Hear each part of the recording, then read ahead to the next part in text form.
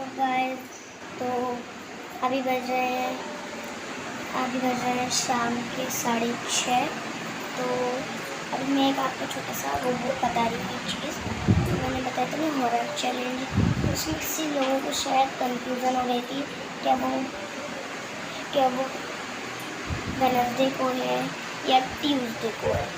तो मैं बता रही हूँ ट्यूसडे को ही है। अभी बज रहे हैं 6:30। अभी बनाऊँगी 7 बजे तक और अपलोड कर दूँगी। देखो मत भूलना, लाइक सब्सक्राइब जरूर कर देना, बहुत धमाकेदार बनेगी। तो मैं बता रही हूँ, कंफ्यूजन नहीं रखना, अभी देख लेना वीडियो। ओके, जल्दी से लाइक सब्सक्राइब जरूर कर देना, बहुत धमाकेदार वीडियो बनेगी। ऐसा रखना सब्सक्राइब का बटन। अभी वीडियो आ जाएगी 7 o'clock, बना लूँ 7 o'clock या 7:30 तक। ओके, देखना मत भूलना। Okay, 7 o'clock।